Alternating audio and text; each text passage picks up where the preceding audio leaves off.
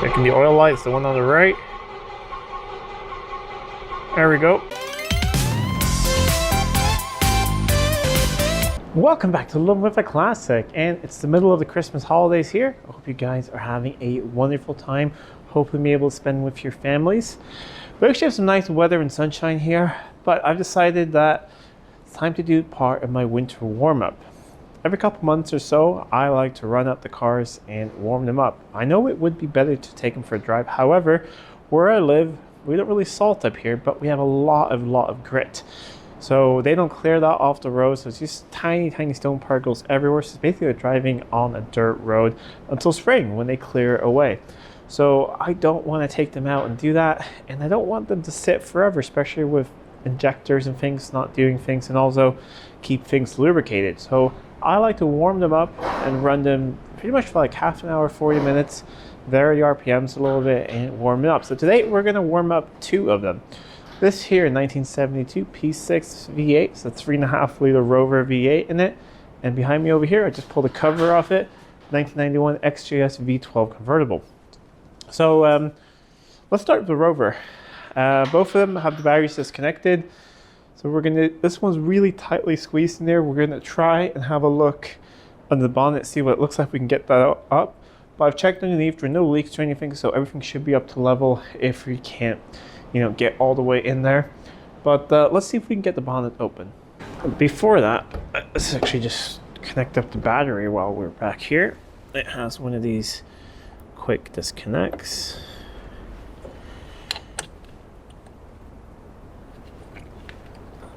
Once again, difficult to do one-handed. Let me put the camera down, connect this up, and then we'll go up front.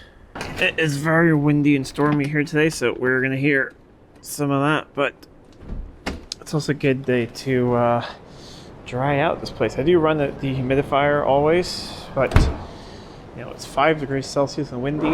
Everything's going to dry out really well.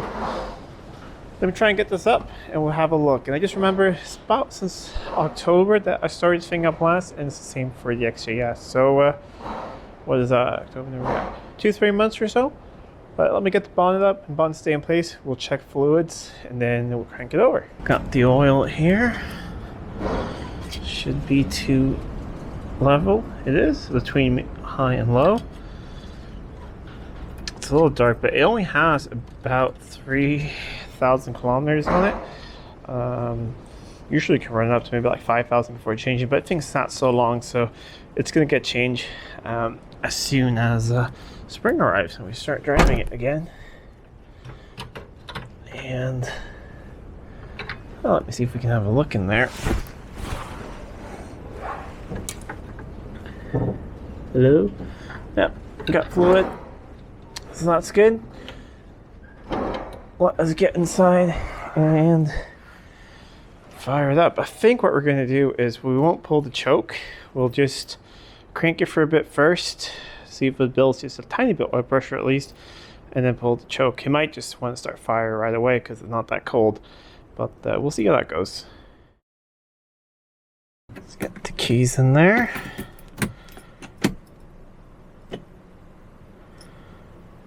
I'm not hearing the electric fuel pump, but it started doing that. It sometimes wouldn't start right away, but we'll just crank it for a bit. That's actually good because then we won't have any fuel in the car, so then we can tap on it later.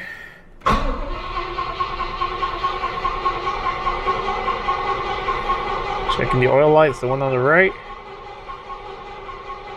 There we go, that went out. So we have oil pressure now. I think I need to go and tap on that pump a little bit. It doesn't like say. Oh, there we go. It came to life. We will pull out the choke pretty much all the way.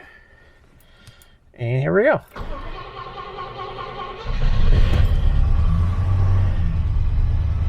Oh, lovely. Immediately, we got oil pressure coming up. We can turn on the lights here.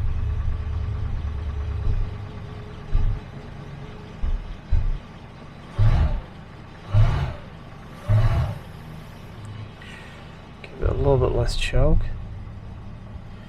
There we go. I also want to check how much fuel, because I brought these cars in a little, it wasn't really planned, but it was the last good day to wash them. So I didn't have time to go and fill them up with fuel. So now I know a little less than half a tank, so I can get some jerry cans and fill this up. I did put some stable in it, but then I can fill it up and continue. But we are recharging.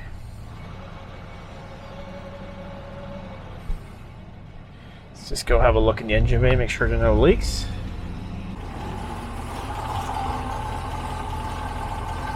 It's moving around a little bit, but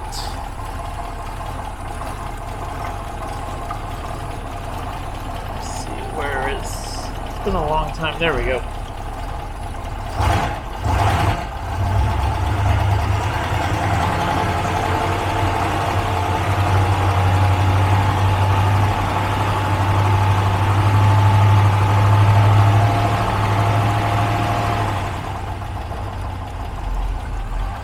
The first winter I have this thing, so it seems like it was a little bit on 7 at first, but it seems like they're coming back. There's also one thing, the choke, I need to adjust the choke because it wasn't really going out perfectly the way I wanted to. It would enrich, but it wouldn't race the idle enough when it started getting cold in the fall. So this is pretty much what it's doing right now. So we'll let it run for a little bit, see what happens. Is the fuel pump going? It is.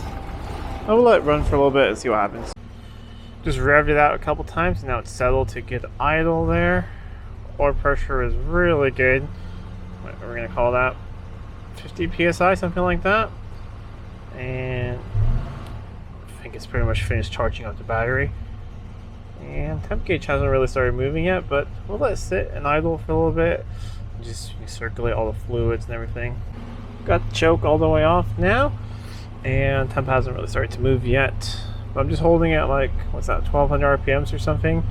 Because if I let go, I did one idle before, but pretty much a 500 RPM idle. Yeah, quite slow.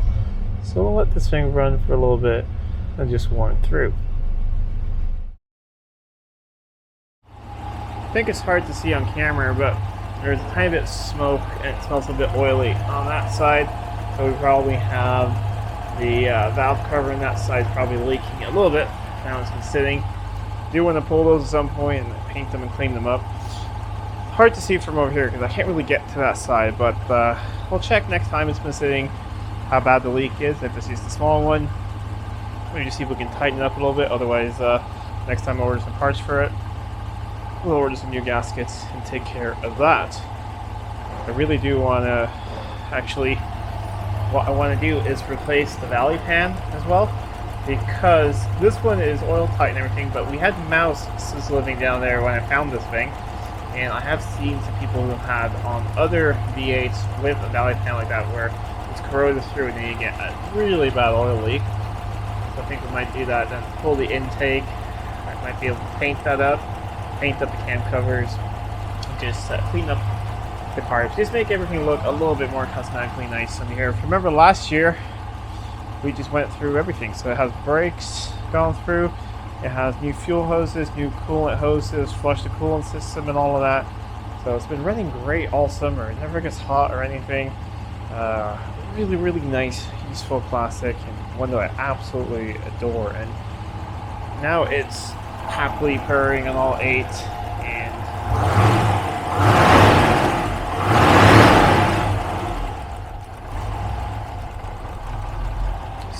nice happy engine. Thermostat is just starting to open up, getting a tiny bit of heat through here, and should be up to the beginning of the green of the dial. Yeah, pretty much. I have an 82 degree thermostat there, and it's right on 82.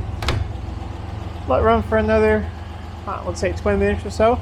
Now we'll get the oil a little bit warm as well, and get all the moisture and everything out from everywhere in here. It's been, even with a humidifier, dehumidifier in here, it's been so humid here. It's been like foggy every day and low clouds up here on the mountain. So a bit of a stumble at the beginning. Could just have been humidity inside distributor cap or something like that. The HT leads I haven't changed. I've just gone through a distributor, so maybe that was a little bit of a miss in the beginning. But it's running very sweetly now. Still have that blow in the muffler in the back, so we're going to replace that, but it still has a nice V8 sound back here. Also, one of the reasons I always turn on the lights is, like I said, even with a dehumidifier, just this time of year, with being on top of a mountain in a forest, we still get a little bit of humidity in here. I mean, it's not that there's any mold growing or anything like that at all, but it just cleans everything out. You'll get this on a rainy morning in any British Classic anyways, but it just warms up everything. Oil pressure is still rock solid and excellent. The idle isn't high, it's just my tach is actually reading a little bit high.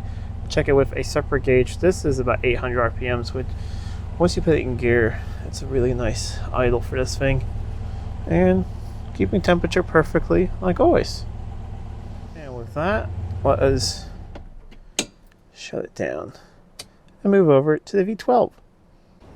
Here we have the 5.3 V12. Once again, there are no puddles or anything underneath this thing, so we're good. We're almost to the top, and this is all dry underneath as well. We most likely have coolant. I'll go over to the other side and check it, but I'll report to you guys if there is any. And then we will connect up the battery, crank over the key, and see what it does. Let's see what it does.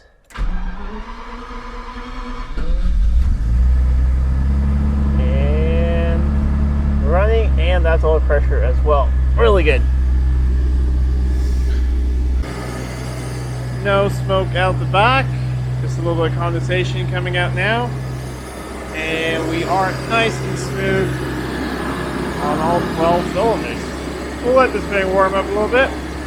I do have the lights on, but they're a little dim as they are in all XJSs, but we have 60 pounds of oil pressure, charging, cold, and a little more than half a tank of fuel.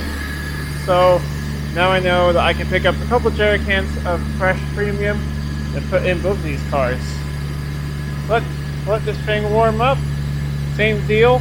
Once the thermostats are open, let it run for about another 20 minutes, and that should sort it out. But we have a nice rumble over here. The slight condensation that was there has pretty much cleared, and yeah, 12 and 12. Both thermostats have opened now, so you guys can hear it a little bit.